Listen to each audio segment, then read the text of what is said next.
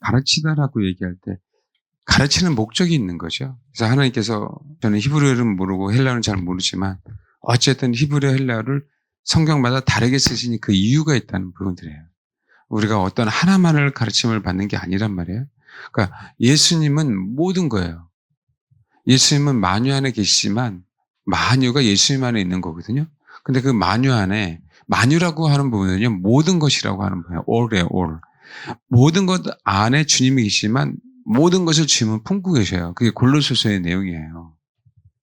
뭔지 알겠죠? 그래서 예수님을 안다라고 얘기할 때는 십자가 딱 하나로 아는 게 아니에요. 그게 시작이고 끝인데 그 십자가를 통해서 그분을 경험해 가는 거거든요. 그 준비가 십자가예요. 할렐루야. 그전에는 정말 하나님을 알 수가 없었어요. 하나님을 알 수 있는 길이 없었어요. 근데 십자가가 뭐라고요? 하나님을 알 수 있는 길인데 그 십자가라는 그 에너지를 가지고 우리는 하나님께서 우리에게 주시는 계시로 말미암아 확장돼 가는 거예요. 그래서 성경도 마지막 때에는 더욱더 계시가 확장돼서 성경을 더욱더 알게 되는 거고 또 시대와 더불어 시세를 분별할 줄 알므로 뭔지 알겠죠? 그러므로 말미암아 더욱더 하나님을 알아가는 거고 그 알아가는 그 과정 속에서 우리는 사실 주님을 맞이하는 겁니다. 하나님을 다 알 수가 없어요. 그래서 우리가 하나님을 어느 정도 안다라고 하는 표현들은 뭐냐면 하나님 보시기에 네가 나를 알아. 예를 들면 아까 얘기했죠. 적어도 아가서 2장 1절. 나는 사론에 수선하여 골짜기에 백합하여라고 주님 앞에 고백하고 선언할 때 지금 나는 이렇습니다라고 얘기할 때 주님은 딱 맞장구 치셔야 돼요. 맞아, 너는 백합하야. 그런데 젊은 여자들 중에 내 사랑은이라고 나왔잖아요. 젊은 여자들 중에 오전에 얘기했죠. 뭐라고? 젊은 여자들 중에 내 사랑은. 그 사랑이라는 그 단어가요. 그냥 우리가 얘기하는 아이브를 얘기하는 게 아니에요. 사랑하다가 아니에요. 가장 사랑하는 그 사랑은, 가장 사랑하는 자는 어디에 있다? 가시나무 가운데 백합하다라고 얘기하는 거예요. 그러니까 그 얘기는 뭐예요?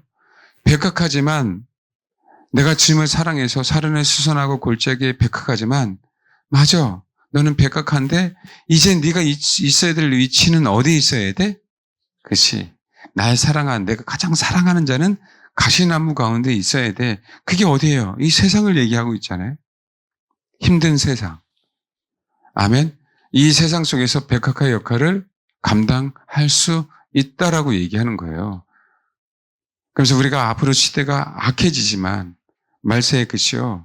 얼마나 악합니까? 이 악하지만 이 악한 세대 가운데서 뭐라고요? 백합화다. 백합화는 잉태할 수 있는 거고 백합화는 생명을 낳을 수 있다고 얘기했죠. 그럼 뭘 얘기하죠? 예, 잉태하는 법을 배우고요. 생명을 낳는 법을 배우는 거예요. 여러분, 우리는 신부예요. 신부. 누구의 생명을 잉태해야 됩니까? 그렇죠. 예수 그리스도의 생명을 잉태해야 돼요. 누구의 또 자녀를 낳아야 돼? 예수 그리스도의 자녀를 낳아야 된단 말이에요. 그 법을 배우게 하시겠다는 거예요. 어디서요? 가시나무 가운데에서. 이해되시죠? 그 자를 가장 사랑한다고. 그걸 알기에. 뭔지 알겠죠? 그랬더니 또 슬라메인이 고백하는 거예요. 내 사랑한 자는 뭐 같다고? 사과나무 같다고. 어쨌든 이게 신앙생활에 시대가 힘들고 어렵더라도 제가 아가서 2장부터는 진정한 사랑에 대한 얘기를 하고 있어요. 아가서 한번 봐봐요. 아가서에 보면 2장에 자 2장 1절 2절 이제 여기까지 왔습니다. 제 술람의 여인이 신앙의 성숙이 소위 얘기하는 2장 1절부터 뭐예요? 성소에 들어갈 수 있는 그죠? 자격을 얻은 거예요. 그래서 성소 안에서 얘기를 하고 있는 거예요. 성소 안에서. 근데 여러분 사실은 2장을 쭉 읽다가 보면 이런 얘기죠. 남자들 중에 나의 사랑은 뭐라고 얘기해요? 숲풀 가운데 사과나무 같구나. 내가 그늘에 앉아서 심히 기뻐하였고 그 열매는 달았다. 라고 얘기할 때요. 내가 그 그늘에 앉아서는 뭘 얘기한다 그랬죠? 수선하라 그랬죠? 수선하라는 의미가 그분의 그늘 안에 있는 자. 알겠죠? 백각화는 뭐라고요? 정말 이거는요. 기뻐 뛰는 자를 얘기하고 있어요. 백각화의 의미가. 껑충껑충 뛰는 거예요. 기뻐서. 그래서 그 의미를 얘기한 거예요. 나의 신앙의 상태를 얘기하고 있는 거거든요. 나는 그분의 그늘 아래 있는데 그렇죠? 그분이 너무 좋아서 항상 기뻐하고 있음을 얘기하는 거예요. 아멘? 근데 왜 사과나무 같냐 보는데 이스라엘은 새해에 사과를 많이 먹어요. 새해에. 신기하죠? 언제 먹어요? 새해에 먹어요. 사과나무가 많지 않아요. 그렇죠? 많나요? 나무가? 저기 올라가면 있다 그러더라고요. 북쪽에 올라가면. 왜? 기온차가 있으니까. 근데 사실은 뭐 주작물은 아니잖아요. 성경에도 주작물로 나오진 않거든요. 뭐 무화과, 포도, 그죠? 그런 것만, 석류 이런 것만 얘기하지. 네. 왜 사과나무라고 얘기했을까요? 그 열매는 내 입에 달다라고. 그죠? 그분의 희생이 나에게 새로운 시작을 허락하심을 얘기하고 그 의미가 그래요. 그 의미가. 근데 그럼 사과나무의 의미는 뭐라 그랬어요? 생명이에요. 이 뜻을 쭉 풀이하면 뭐냐면 내가 완성을 향해 가는데 그 완성을 향해 가는데 그 완성을 안에서 그 완성을 위해서 말하기 연결되어지는 생명 이 뜻이거든요. 그러니까 딱 잘라서 사과나무는 생명을 얘기해. 새로운 시작에 대한 얘기를 하고 있단 말이에요. 근데 2장 4절이 기가 막힙니다. 그가 나를 인도하여 이 얘기만 하고 제가 가르침에 대한 얘기를 좀 더 할게요. 그가 나를 인도하여 잔치집에 들어갔으니 그 사랑은 내 위에 기뻐하리로구나.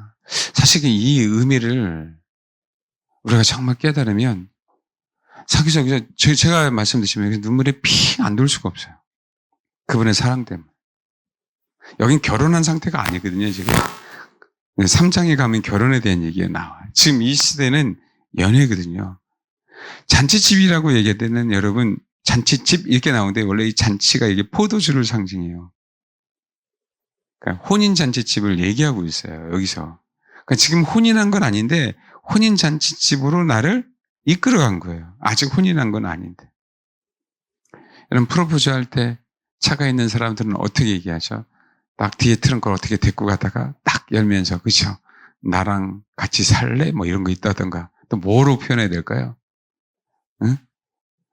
내 안에 너 있다? 뭐 이런 표현하다던가. 그런 표현을 쓰죠. 이게 뭐냐면요. 주님이 나를, 사랑한 자가 나를 인도했는데, 혼인집에 이렇게 딱 들어갔어요. 그게 잔치집인데, 아는데, 잔치집 문을 확 열더니, 여러분 성막에 보면은요, 성막 맨 앞에 문이 있죠. 성막, 번제단에 들어가는 문. 사실은 그 성막 문인 사복음서를 상징하는데, 예수 그리스도를 상징하는 거예요. 근데 주 예수를 믿으라, 그래야면 너와 내 집이 구원을 얻을 거야. 예수를 믿으면 구원을 받을 거야. 라고 얘기하잖아요.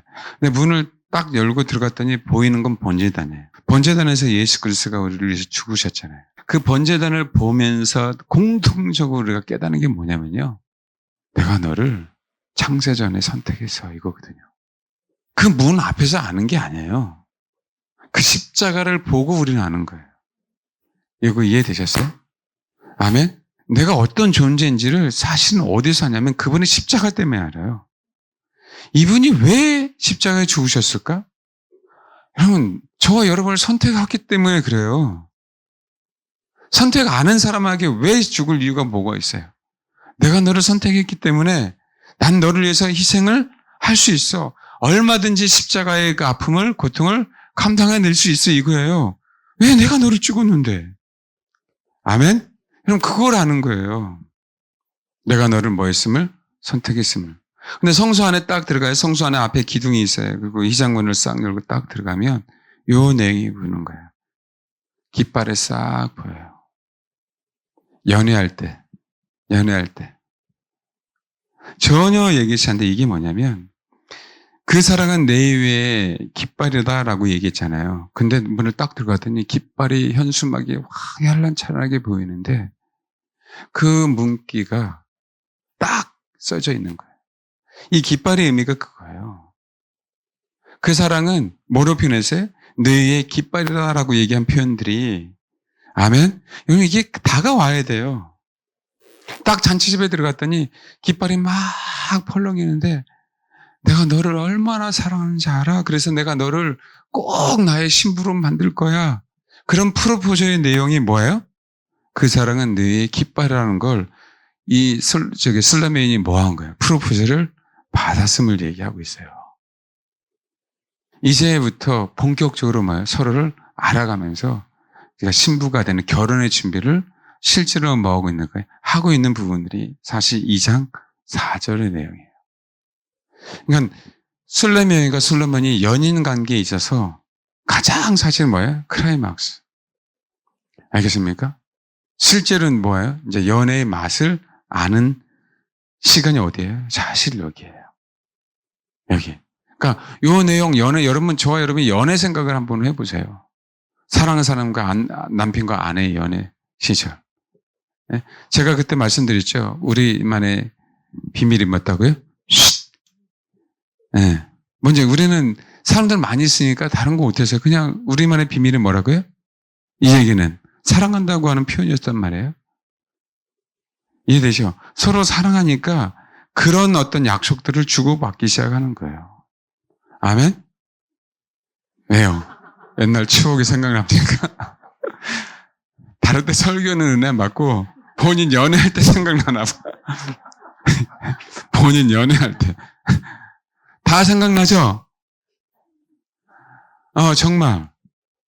이 장면을 얘기하고 있어요. 여러분 이게 이때부터 사실은 우리가 진짜 신앙의 그 맛, 기쁜 맛을 아는 거예요. 골짜기인데 뭐예요? 진짜 신앙의 참 기쁨을 알기 시작해요. 그러니까 이게 저와 여러분에게 돼야 됩니다. 아직 이 단계는 결혼을 하지 않았지만 진짜 사랑을 쫙 펴서 정말 이 사람하고 뭐 하겠다. 나는 결혼해야 될 거야. 결혼하고 싶어. 뭔지 알겠죠? 꼭 결혼할 거야 라고 하는 그 프로포즈를 받는 그 장면입니다. 여러분 그때가 얼마나 가장 기뻤을까요? 그렇죠? 한 번쯤 사실은 이 말씀을 묵상하면서요. 한 번쯤 그 생각을 해보는 거예요. 주님도 우리에게 말씀하시는 거구나. 잔치집에 가서 그냥 먹을 거 많이 먹을 줄 알고 뷔페 가서 그죠? 그러면서 뭐죠?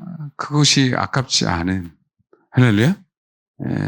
그 단계를 얘기하고 있습니다. 하여간 저와 여러분이 그렇게 신앙생활을 하길 바랍니다. 앞으로는 이렇게 신앙생활하지 않고는 우리 이 세상 가시나무 가운데 살아낼 수가 없어요. 이게 항상 있어야 돼요. 항상 저와 여러분의 가운데.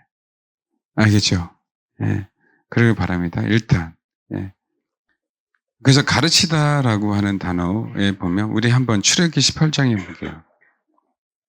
그 전에 한번 볼까요? 우리 지금 이제 그 사랑 얘기에 대해서니까 원래 주님을 아는 것, 주님을 경험하는 부분들을 히브리서에서 중요한 단어가 야다라고 그래요. 야다. 이거는 사실은 어떤 경험이냐면 부부 간의 관계에서는 아는 그 긴밀하고 친밀한 알물 얘기예요. 그 야다는. 근데 그 야다가 때로는 성경에는 가르치다라는 단어로 사용될 때도 있어요. 그럼 그 얘기는 뭐냐면 가르치는 자는 가르침을 받는 자에게 주님을 뭐라고요? 경험하게 해야 된다는 거예요. 뭔지 알겠습니까? 그럼 내가 경험하지 않으면 경험할 수가 없겠죠. 경험하도록 가르칠 수 없겠죠. 그 얘기는 결국 가르침의 목적. 예수님이 이 땅에 오셔서 가르치셨어요? 전파하셨어요? 치유하셨어요? 근데 가르치는 목적은 누구를 알아고? 나를 통해서, 예수를 통해서 누구를 알으라고? 아버지 하나님을 알으라고 얘기하는 거죠. 예수를 통해서 하나님을 알 수 있도록 예수님은 뭐 하는 거예요? 가르친 거예요. 하나님은 뭐라고요? 경험하도록. 아멘? 가르칠 때 있어서 가장 핵심은 사실은 뭐예요? 야다예요, 야다. 굉장히 중요합니다. 그래서 목회자들은 성도들을 가르칠 때는 주님의 신부가 될 수 있도록 사실 뭐 해야 돼요? 가르쳐야 돼요. 그러니까 야다는 다른 거 아니에요. 결혼해야만 알아요. 결혼을 해야만 아는 경험들을 얘기하는 거예요. 결혼하지 않고 연애 시절에는 몰라요. 결혼해서 한 몸이 될 때만 아는 게 야다라고 얘기해요. 내가 이론적으로 주님을 아는 게 야다가 아니에요. 그분이 인격적으로 내 안에 들어오셔야 야다가 되는 거예요. 그래서 제가 일부러 이런 표현을 쓰는 거예요. 연애할 때는 몰랐는데 결혼했더니 예를 들면 신랑 등에 큰 점이 있네? 그걸 결혼했더니 뭐 하는 거예요? 아는 거예요. 벌거벗었기 때문에 뭐 하는 거예요? 아는 거예요. 그 얘기는 굉장히 뭐 했다는 거예요? 친밀한 거죠. 알겠죠? 그 친밀한 관계 속에서 아는 이걸 뭘 야다라고 하는데 성경에는 때로는 이 단어를 알다라는 단어를 제일 많이 써있지만 때로는 가르치는 단어로 사용했어요. 그럼 어떻게 가르치라고요? 정말 가르칠 때 그렇게 줄을 알 수 있도록 뭐예요? 가르쳐라. 그래서 그 의미가 굉장히 큽니다. 이 야다는요, 알다라는 단어예요. 아는데 경험하게 하다는 단어. 그러니까 한글 성경은 알다, 알게 할 때 단어를 많이 사용해요. 그런데 가르치는 단어를 쓸 때는요, 그냥 가르치는 게 아니라 가르치는 대상에게 진짜 주님을 경험할 수 있도록 가르쳐야 되는 거예요. 예수님은 신약 성경에 계세요. 디다스코는 뭐라고요? 여러분, 예수님의 신사가 아니에요. 그런 면에서는. 예수님은 성도들에게, 제자들에게 가르칠 때는 뭐 해야 돼요? 받아들일 수 있도록 가르쳤어요. 받아들여야 돼라고 가르쳤어요. 그냥 너 줘라도 괜찮아, 내 얘기만 들어, 이 얘기 아니에요. 항상 가르칠 때 산상수훈이든. 뭔지 알겠죠? 여러분, 요한복음 16장 보면요. 원래 알다라는 단어는 헬라는 기노스쿨 얘기하는데, 근데 여러분, 가르칠 때는 요한복음 16장에 보면 이런 표현을 쓰고 있어요. 제가 디다스코에 대한 얘기를 하고 있는 거예요. 14장입니다. 14장에 보면 봐봐요. 26절. 보혜사 곧 아버지께서 내 이름으로 보내실 성령님에 대한 얘기예요. 그가 너희에게 모든 것을 뭐라고요? 이게 뭐예요? 이게 디다스코예요. 성령께서도요, 우리에게 부드럽게 얘기하고 계시지 뭐라고요? 넌 이 메시지를 뭐 해야 돼? 받아들여야 돼. 성경에 있는 말씀을 뭐 해야 돼? 받아들여야 돼. 아멘? 아멘? 산상수훈 내가 너희들에게 지금 입을 열어서 가르친다라는 그 의미는 이 산상수훈을 힘들지? 산상수훈이 마태복음 5장, 6장, 7장 얼마나 힘듭니까? 그렇죠? 힘들지. 그런데 너는 이 가르침을 받아들여서 그렇게 살아야 돼. 그냥 지금 현재 교사들 얼마나 힘듭니까? 교사들이 또 모였더라고요. 얼마나 힘들었으면. 그렇죠? 이 교권이 뭐 완전히 땅에 떨어졌잖아요. 이 문제가요, 아이들의 문제가 아니라 그 학부모가 문제잖아요. 가르치지 않았어요. 좋은 대로 그냥 세상만 오냐. 주입식이 잘못됐다고. 뭐가 주입식이 잘못됐나? 진리는요, 주입이에요. 진리는 선택의 문제가 아니에요. 야, 이게 진리인데 너 선택해도 되고 선택 안 해도 돼. 이런 게 어디 있어요? 예수님이 말씀하시는 게 진리고 성령님이 우리를 가르치는 게 진리이기 때문에 아멘? 이 진리는 죄송하지만 좋든 싫든 우리 모든 혼을 갖고 있는 존재들은 뭐 해야 돼요? 받아들여야 돼요. 근데 세상은요, 그들의 인격을 생각해서 안 된대요. 군대에도 있을 있고요. 수업 시간에도 후편에도 뭐라고 얘기할 수도 없고요. 교사에게 쌍욕해도 뭐라고 할 수가 없어요. 부모는 그냥 계속 그냥 밀어넣어서 스트레스만 주고. 아이들이 어떻게 교육이 되겠냐고요. 아이들이. 제가 그 의미를 얘기하고 있어요. 어떤 대상에게 이것이 진리이기 때문에 이 진리는 꼭 받아들여야 된다라고 사실은 권면하는 거하고 똑같아요. 아니면 네가 힘들어져. 네가 구원을 못 받아. 네가 하나님의 사람이 될 수가 없어. 이걸 항상 전제하고 얘기하고 있는 거거든요. 아멘? 그런 마인드로 가르치지 않으면 그냥 성경을 그냥 가르치면 뭐예요? 인상을 써봐. 여러분, 하여간 듣든지 말든지 하여간 오늘 얘기했으니까 기분 좋으면 그냥 가서 실천하시고 표현대로 하세요. 이게 아니란 말이에요. 예? 산상수훈을 할 때가 그런 의미가 아니에요, 여러분. 힘든 거 알아요. 아는데 뭐 하라고요? 아니야. 그럼에도 불구하고 뭐라고요? 예. 이 말씀에 순종해야 돼. 신약 성경의 대부분이 이거예요. 말씀에 뭐 해야 돼? 순종해야 돼. 그 얘기는 받아들여야 돼. 그게 진리야. 근데 이 시대에 그게 다 사라졌죠. 성령도요, 가르칩니다. 알겠죠? 성령도 우리를 가르쳐요. 성령께서 우리 안에 어떤 그 내면의 음성을 주실 때는 뭐 한다? 분명하게 이것이 아버지의 뜻이다. 받아들여야 돼. 아멘에. 제가 말씀드렸죠. 믿음이란 뜻은 어떤 거라고요? 아버지의 말씀에 설득당한 게 믿음이에요. 이 말씀이 진리잖아요. 진리의 설득을 당해야 믿음이 생기는 거예요. 내 고집을 피우는데 어떻게 믿음이 생깁니까? 제가 오늘 사실은 예배 전까지 어느 분하고 상담했어요. 얘기를 많이 들어준 편이에요. 많이 들어줬어요. 그런데도 불구하고 제가 당신을 본 결과 이런 것 같다고.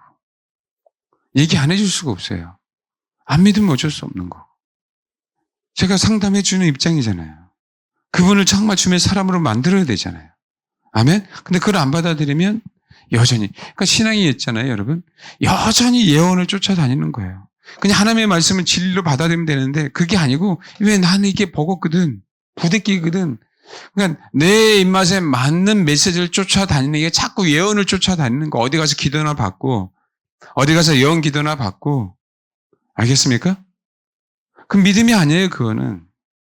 아버지 말씀에 설득당한 게 아니라 아버지 말씀이 나에게 입맛의 말씀, 언젠가는 걸리겠어요, 주님, 이거죠. 성경 읽다 주님이 말씀하시는데 이건 아닐 거야, 이건 아닐 거야. 계속 읽어. 계속 읽으면 나에게 원하는 말씀이 있죠, 이 성경 말씀에. 안 그럴까요? 이 시대 그게 이제 문제가 되는 거죠.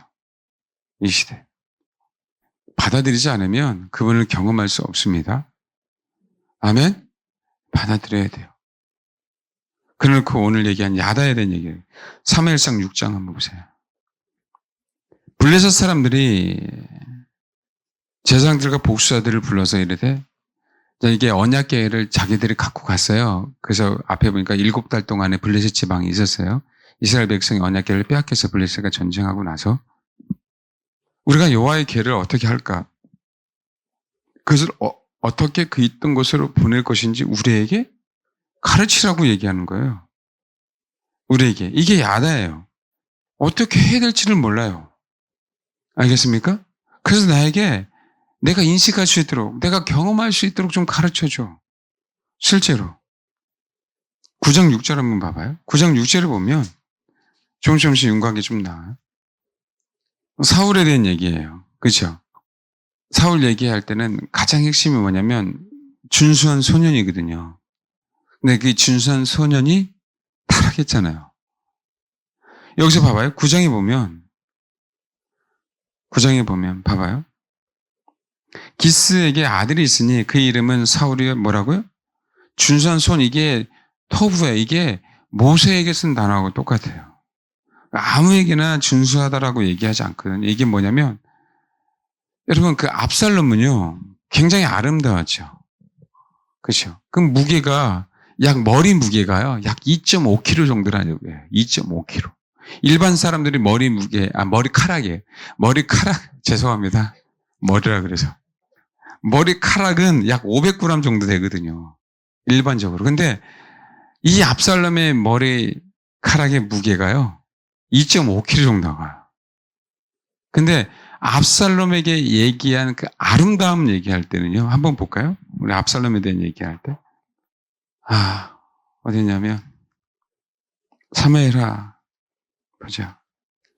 14장.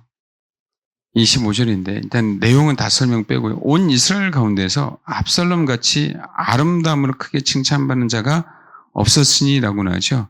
그는 발바닥부터 정수까지 흠이 없어요.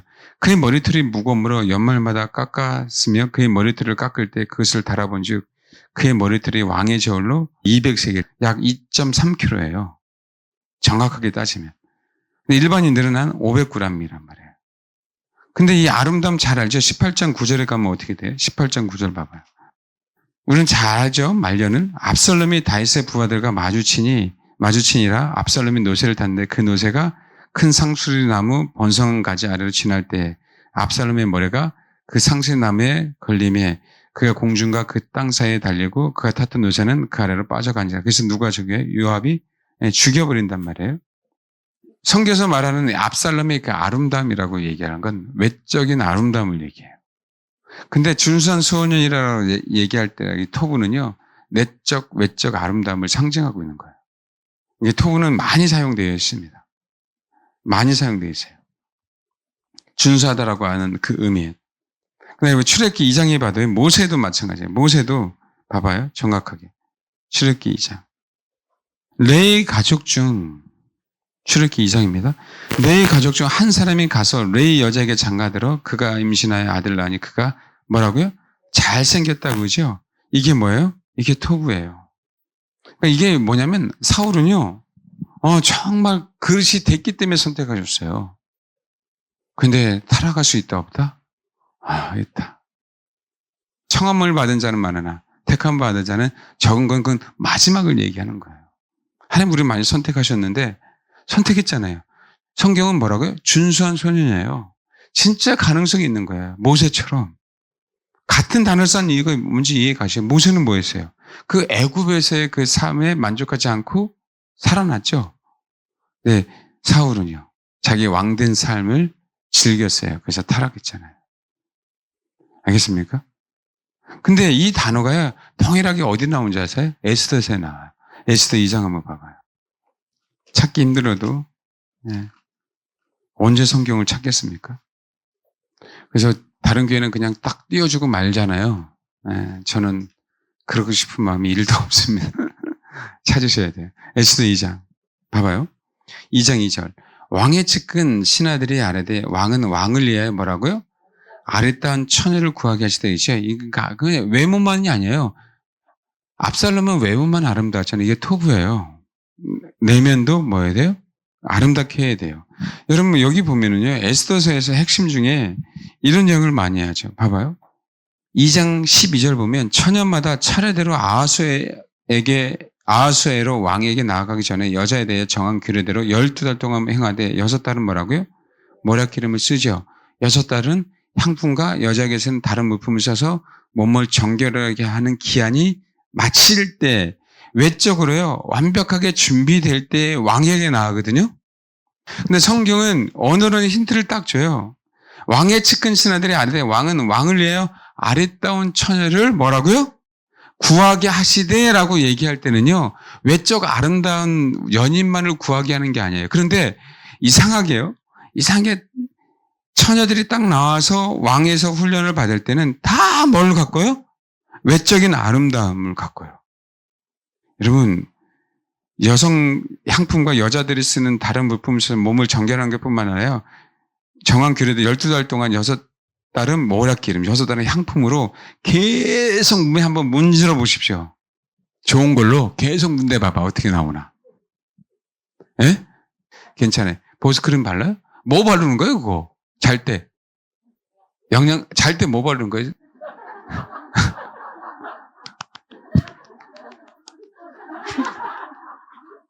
아니, 이게요. 타이밍이 맞아서 그래. 타이밍이 맞아서. 이렇게 왜 이렇게 자꾸 두드려요? 그냥 바르고 말지. 우리는 그냥 바르고 말잖아요, 남자들은.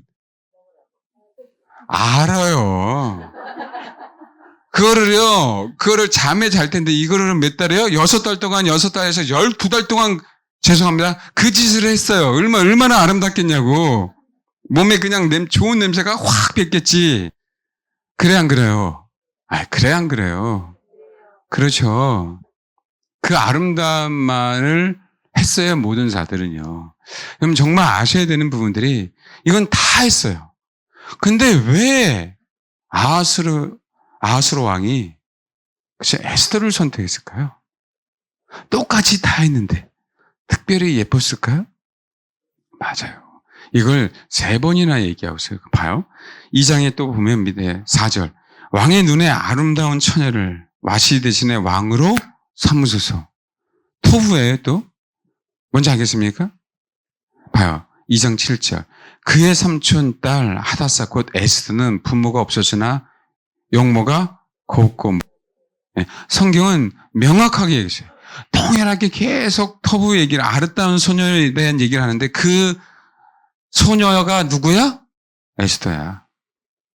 너네들 아무리 외적으로 갖고도 사실 누가 왕비가 될 거야? 에스더의 성경은 그 얘기를 하고 있어요. 알겠습니까? 근데 봐봐요. 왜 아름다운 처녀가 됐는지 잘 들으셔야 돼요. 왜 아름다운 처녀가 됐는지 이제 그게 중요한 거죠. 알겠죠? 그의 부모가 죽은 후에 뭐라고요? 모르드게가 자기 딸처럼 뭐 했다고요? 예. 양육을 받아서요. 외적인 부분만 아니에요. 외적인 부분은요. 지금 말 그대로 다 똑같이 행하고 있어요. 알겠습니까? 근데 내적인 부분들은요. 신앙으로 양육을 받지 않았으면 될 수 있어요? 없어요? 없어요. 가르침의 핵심이 야다라고 얘기할 때는요. 예, 이렇게 주임을 할 수 있도록 뭐 해야 되는 거예요? 가르쳐서 그 가르침이 저와 여러분 하면 쏙 들어가잖아요. 원래 외모도 예쁘겠다.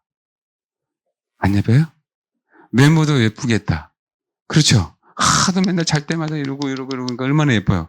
예쁘겠다. 그 다음에 뭐라고요? 그런데 아버지의 말씀이 우리 심령 안에 확 들어가 있잖아요. 그걸 토부라고 얘기해요. 아름답다, 선하다라고 얘기하는 거예요. 이해됐습니까? 그 토부가 곧 복이다라고 얘기해요. 그 토부가 복지라고 얘기해요. 그 토부가 평화롭다라고도 얘기해요. 확장되면요. 그러니까 봐봐요. 그 아름다움이 내적, 외적 아름다움이 내 안에 들어가 있으면, 특별히 이제는 내적인 아름다움을 얘기했지만 성경은요, 내 외적 그 모든 것들을 다 얘기하고 있어요. 이해되시죠? 그 아름다움이 내 안에 확 들어가 있으면 뭐 하는 거예요? 나는 주님의 신부가 된다라고 사실 뭐예요? 상징적으로 얘기하고 있어요. 에스더의 얘기는요, 신부 준비에 대한 얘기하고 있어요. 근데 그 신부 준비의 핵심이 뭔지 아세요? 양육이다라고 얘기하는 거예요. 그 가르침을 제대로 받으라고. 그러니까 예수님이 이 땅에 오셔서 치유하고 전파하는 데 목적이 있는 게 아니라 뭐예요? 가르치는 데 목적이 있는 거예요. 가르치는 데. 오셔서 뭐라고요? 가르쳤어요. 오셔서 뭐라고요? 산상수훈을 가르쳤어요. 받아들여라. 근데 그 내면에. 그러면 너는 나의 신부가 될 수 있어 없어? 있음을 얘기하는 거예요. 그래서 야다라는 단어를 아는, 그리스를 아는 단어를 사용할 때 뭘 사용해요? 가르칠 때 뭘 사용해요? 야다라는 단어를 사실은 번역을 그렇게 한 겁니다. 그 문맥의 의미가 그래서 그래요. 다시 한번 우리 가르치다 단어 다시 와야 되죠. 9장에 한번 봐봐요. 9장 6절에 사울의 아버지가 뭐예요? 암나기들을 잃어버렸어요. 그렇죠? 암나기를 찾으라고 사울과 누구를 하인을 사안을 보내갖고요 찾으러 다니는데 여기 보니까요 에브라임 산지, 살리사 땅, 사할림 땅 두루 다녀보아서 그것은 없었고 베냐민 사람의 땅으로 두루 다녀보아서는 찾지 못한지라.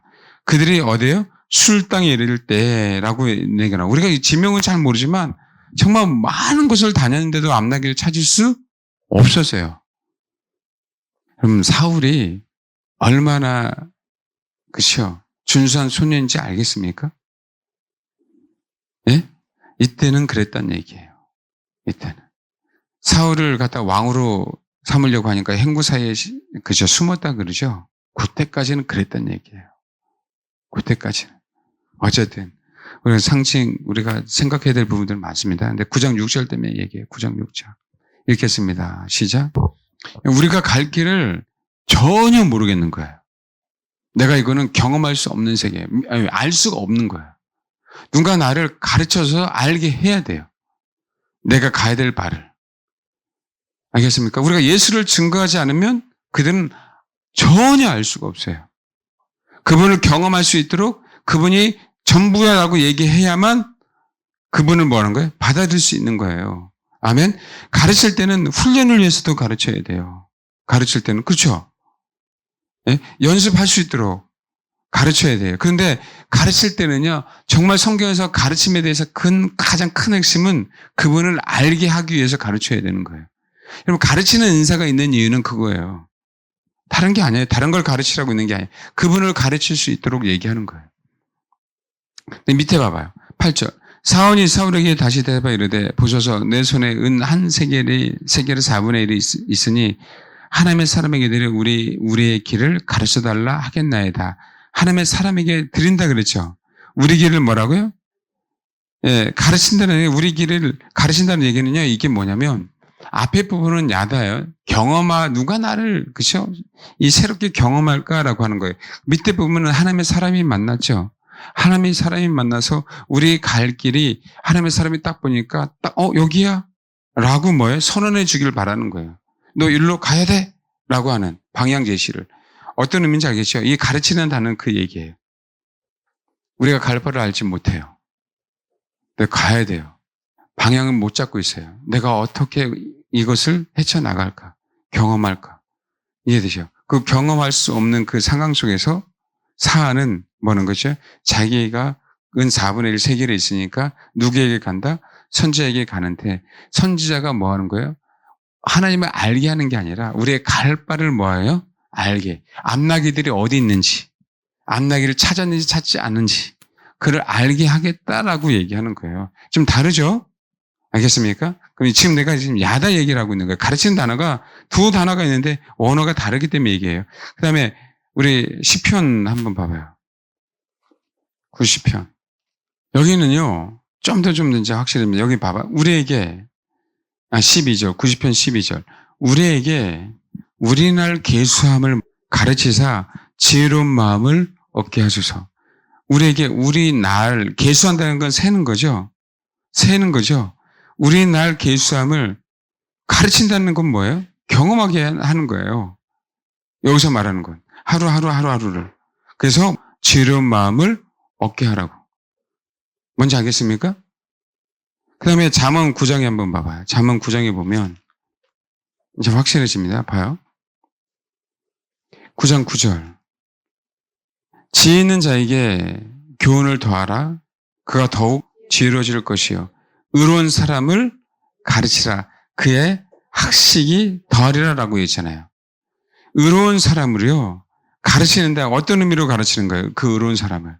더욱더 주님을 경험할 수 있도록 가르치라는 거예요. 이 의미가.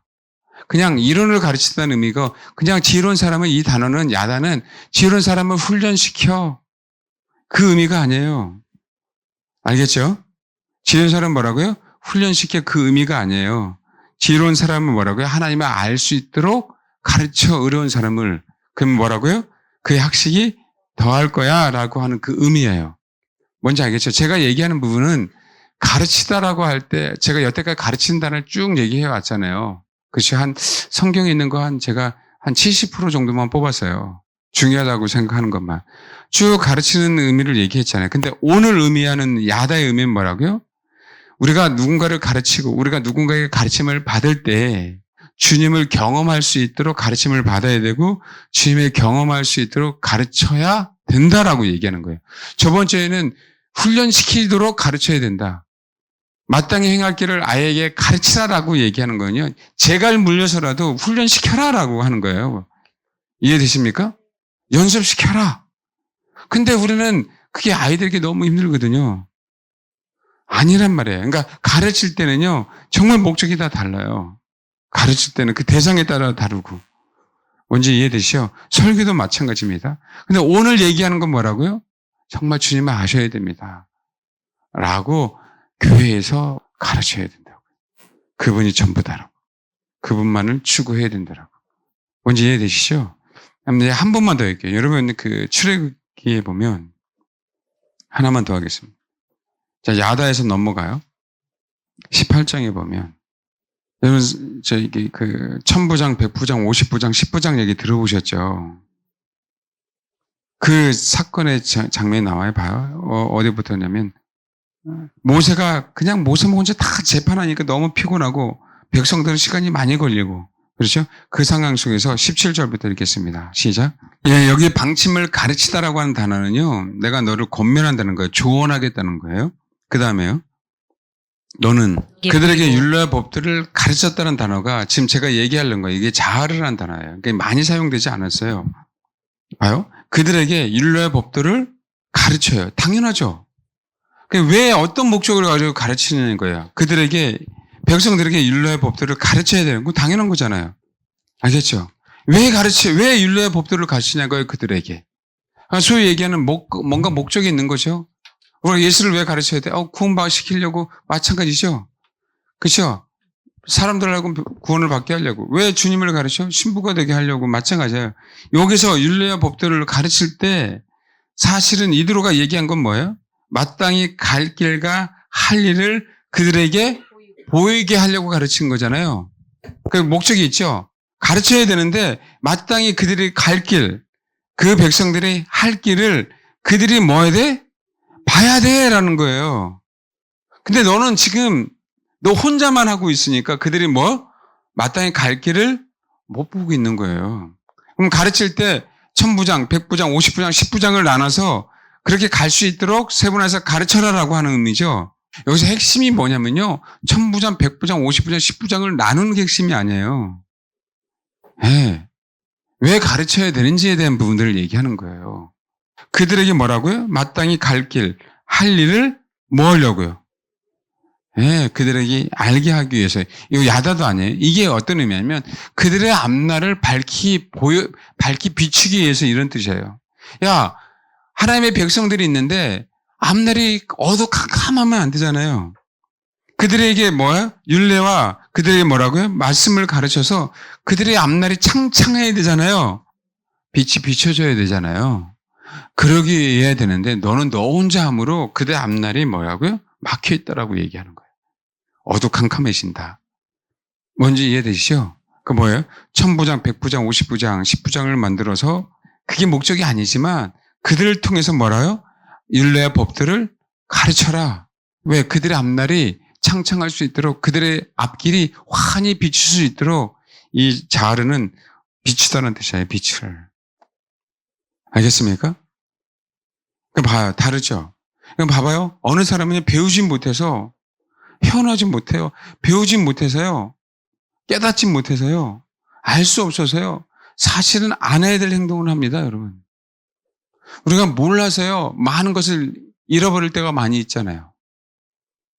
그래요, 안 그래요? 그럼 그들이 만약에 교육을 제대로 받았다면, 그들이 제대로 된 가르침을 받았다면, 그들의 앞길이 불투명하지 않을 텐데, 그들의 앞길이 빛이 비춰질 텐데, 제가 지금 히브리어 단어를 나열하는 그 의미가 아니에요. 우리도 앞으로 복음을 들고 복음을 가르쳐야 되잖아요. 복음을 전해야 되잖아요. 또 양육해야 되잖아요. 우리가 어떤 누구를 가르칠 땐 이 많은 큰 의미들을 다 내포하고 있어요. 그래서 그냥 내가 배운 대로 맹무새처럼 그냥 가르치는 게 아니야, 성경 이론을. 그때그때 주님이 성령께서 나에게 주신 대로 그 사람에 맞게 뭐 해야 되는 거예요? 예. 가르침의 핵심이 그겁니다. 그래서 성경에는 이 많은 단어들을 분포시켜 놓은 거예요. 가르치는 거 단어 한 단어만 다 해놓으면 너무 좋은데 그 의미가 다르기 때문에 주님도 우리를 가르칠 때 그렇게 가르치지 않는 거예요. 예수님은 산상수를 이렇게 가르쳤어요. 신약 성경 거의 디다스코예요. 많은 수가. 근데 비록 이 자르가 몇 번 나오지 제가 안 찾아봤어요. 몇 번 나오는지는. 몇 번 안 나오는 걸로 알고 있어요. 한 번이 몇 번인지. 몇 번 안 나온 걸로 알고 있는데 이 그럼에도 불구하고 출애기 18장에 쓴 의미가 있단 말이에요. 그 이후부터는 모세의 앞날도 빛이 비쳤죠. 백성들도 피곤하지 않고 힘들지 않고 빛이 비쳤어요. 여러분 가끔 그래 우리 미국 가시는 분들 다 얘기하잖아요. 아니 입국할 사람 그렇게 많은데 입국장 열어놓은 건 딱 부스가 2개. 그래서 우리나라처럼 빨리 인상을 쓰든 안 쓰든 그냥 냉장 딱딱딱 빨리 하면 되는데 지네들이 이렇게 웃으면서 다 얘기하면서 저기는 몇 시간씩 기다리고 있는데 세워라 내워라 한다 그러잖아요. 그러면 기다리는 사람은 진짜 얼마나 3-4시간 있을 때 얼마나 지칩니까? 우리나라 얼마나 알아. 우리나라 백성의 성격을 알아. 맞게끔 시스템을 싹 해놨어. 빨리빨리. 여러분 어떤 의미인지 알겠어요? 그게 제대로 된 마인드가 아니면요. 사람들이 힘들게 세워놓는 거예요. 제대로 교육을 가르침을 받지 않으면 우리는 힘들게 서 있어야 되는 거예요. 그때 가다마다 줄이 어디가 빨리 빠질까. 들이번 우리는 찾고 있는데도 불구하고 그렇죠. 이해되시죠? 예. 그럼 뭐 하는 거예요? 그냥 거기서 세워라 내어라 있어야 되는 줄 알고 있는 거예요. 그러면 이게 가르침 제대로 못 받으면 이런 현상이 나타나요. 알겠습니까? 아멘? 엄청난 큰 차이입니다. 우리가 무엇을 배웠는지, 그때 맞는 메시지를 어떻게 배웠는지 안 배웠는지. 그럼 마지막 때는요, 여러분. 시세를 알도록 가르쳐야 돼요. 이스라엘 지파가 시세라는 자 200명이 있다 그랬죠. 그렇죠. 마지막 때의 시세를 알도록 가르침을 받지 않으면 다 망합니다. 여러분. 마지막 때만이 아니고요. 시대를 분별하는 법을 배워야 돼요. 여러분. 우리가 신부가 돼야 되지만 시대를 분별하지 못하면 얼마든지는 미혹당할 수 있어요. 그러면요. 이 시대 얼마나 중요한 시대에 우리가 살고 있습니까? 얼마나. 제대로 가르침을 받아야 됩니다. 제대로 가르침을 받아야 돼요. 성경에서 말하는 메시지가 뭔지. 성경은 분명히 말씀드리지만 성경은요, 결혼에 대한 책이 눈에 뜨지 않으면 정말 다 미혹당합니다. 성경은요, 구원에 대한 책을 뛰어넘어서 결혼에 대한 책이에요. 그분은 신랑이고 나는 신부. 근데 신학교에서 결혼에 대한 책이라는 얘기를 결코 가르치지 않아요, 여러분. 구원에 대한 책 외에는 가르치지 않습니다. 얘기했지만 우리 신앙이 구원이 목적이 아니잖아요. 아멘? 이게 눈에 안 띄어지면은요, 시각이 안 바뀝니다. 여러분 너무 죄송한데 마지막 때는요, 하나님께서 태초에 천지를 창조했죠. 이 창조라는 계시가 눈에 띄지 않으면 마지막 때 다 미혹당합니다. 주님은 아셔야 돼요. 성경은 주님은 정확하게 얘기해요. 주님은 알파와 오메가라고 그랬어요. 그럼 봐봐요. 마지막 때만 알아서가 아니라 그분은 뭐라고요? 알파이기도 해, 시작이기도 해요. 그래서 창조의 계시가 우리 안에 확실해져야 돼요. 제가 이 얘기를 지금 못하고 있어요. 이단이라고 할까봐, 다 떠나갈까봐. 에베소서에 정확하게 사도 바울이 에베소 교회 성도들에게 얘기하고 있어요. 너네 하나님 알고 싶어? 그분은 지혜, 계시의 영을 주시는 분이거든. 지혜와 계시의 영을 달라고 뭐해? 기도해. 하나님의 말씀은 그분이 우리에게 알려주지 않으면 우리가 어떻게 알겠어요? 그래서 우리는 계시의 목적이 아니에요. 마지막 때를 깨닫는 게 목적이 아니야. 우리는 그분과 결혼하는 게 목적이기 때문에 그분만을 그렇게 바라보라고요. 그분만을 그렇게 바라볼 때 그분은 알파와 오메가이기 때문에 창조와 마지막을 우리에게 계시해 주심으로 이 마지막 시대에 정말 미혹당하지 않고 넉넉하게 이기게 하신단 말이에요. 아멘? 근데 지금은 자꾸 마지막에 대한 얘기만 하니까 거기에 미혹이 있는 거죠. 그래서 누구만을 바라봐야 된다고요? 누차 우리는 항상 끝나지만 그분만을 바라봐야 돼요. 이해되셨습니까? 그럴 때 알파와 오메가이신 그분을 아는 그 지혜가 우리 안에 생겨요. 그분을 알게 돼요. 야다. 성령께서 알도록 가르치시고 우리는 그분을 경험하게 되고, 그래서 우리는 그분의 신부가 되어서, 그분은 나의 신랑, 나는 그분의 신부가 되어서 영원토록 그분과 하나게 되는 그 은혜를 뭐 하는 거예요? 경험하게 되는 겁니다. 이 신앙의 목표가 되셔야 돼요. 그래서 지혜와 계시의 영을 주사 하나님을 알게 해달라고 간구해야 됩니다. 이 마지막 때는. 그리고 하나님, 어쨌든 내 목표는 누구라고요? 주님이고 내가 주님의 신부가 되는 게 내 목표입니다. 아버지를 알려주세요. 아버지를 경험하고 싶어요. 성령님 보여서 성령님 좀 제발 가르쳐 주세요. 진리로 가르쳐 주세요. 누구를? 성령님은 예수 그리스도만을 증거하시니까 예수를 좀 가르쳐 주세요. 그렇게 기도하셔야 됩니다. 아멘. 그럴 때 창조를 알고요. 그럴 때 마지막 심판을 알게 돼 있어요. 알겠죠? 그럴 때 우리는 미혹당하지 않고 그분과 영원토록 하나가 됩니다. 아멘. 사탄은 미혹하려고요. 별의별 짓을 다 해놨어요. 그럼 우리는 성경으로 돌아가야 되는데 성경이 이론이 아니라 그분께서 우리에게 당신 안에 있는 말씀이잖아요. 우리가 그분 안에 들어가서 이 말씀을 하나님 소화시켜 달라고 기도하셔야 돼요. 신학교 가서 배울 수 있는 영역이 아니에요. 그분만을 원하고 그분을 추구할 때, 적어도 내가 성소 안에 거할 때, 알겠죠? 그럴 때 하나님의 의리를 가르쳐 주는 겁니다. 여러분, 광신도가 되는 게 아니라 산에 올라가는 게 아니에요. 순수하게 정말 그분을 추구한다면 우리 삶 속에 뭐예요?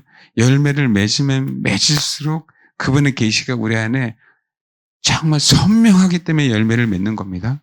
아멘. 어디 가서 계시 받았다 이 얘기를 하고 있는 게 아니에요. 그분을 알면 알수록 우리는 뭐예요? 열매를 맺을 수밖에 없어요, 여러분. 그 열매로 그 사람이 제대로 된 계시를 받았는지 받지 않았는지를 아는 거예요. 어디 가서 이상한 계시 받아갖고 지만 잘났다고 하는 부분들이 아니라 삶 속에 정말 저도 여러분도 그렇게 주님을 진짜 경험하길 바랍니다. 아멘. 여러분, 이건 마지막 때 목숨 걸고 기도하셔야 돼요. 오늘 이 시간 이게요, 여러분 혼자 있을 때 이 기도가 잘 안 나와요. 같이 공동체 안에서 내 정말 모든 것을 다 쥐어내서 아버지를 알게 해달라고, 지혜와 계시의 영을 달라고, 어떤 내가 사역을 위해서 위대한 사역자가 되기 위해서가 아니라 순수한 주님의 신부가 되기 위해서 정말 지혜 계실 영을 주사 하나님을 알게 해 주옵소서 라고 이 시간 기도하셔야 돼요. 제가 오늘 가르치는 게 그거잖아요. 그렇게 기도하라고 저는 여러분에게 가르친 거예요. 여러분의 인생의 빛이, 인생의 앞날에 활짝 빛이 비춰줘야 되니까요. 할렐루야? 꼭 그러길 바랍니다. 네, 기도하겠습니다.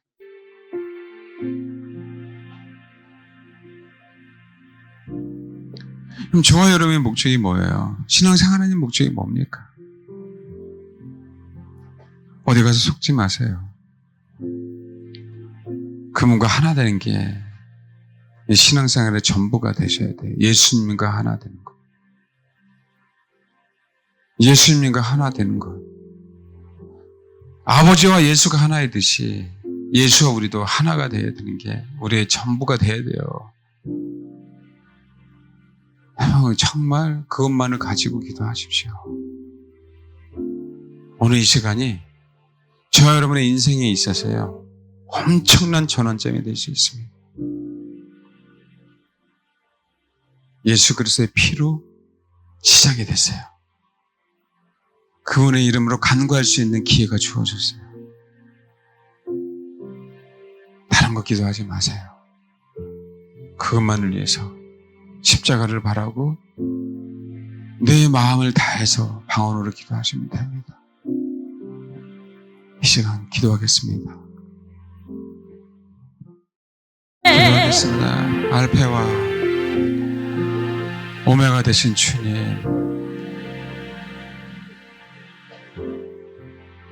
알파 되신 주님, 그 오메가 되신 주님을 알게 하옵소서.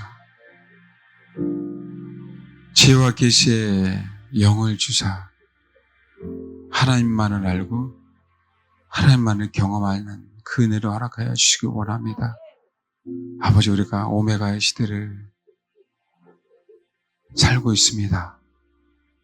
이때 더욱더 주님을 알아갈 수 있는 그 은혜를 허락하여 주시고 이 시대를 분별할 수 있는 지혜를 주사 오직 세상에 미혹되지 않고 사단에 미혹되지 않고 오직 진리 대신 예수 그리스도만을 알므로 말미암아 이 마지막 때의 이 어려운 시기를 넉넉히 이겨내는 아버지 그런 주님의 사람들이 다 될 수 있도록 축복해 주옵소서. 우리의 목표는 다른 어떤 것도 아닌 주님의 신부가 되는 것입니다. 아버지, 우리를 신부로 맞이해 주옵소서.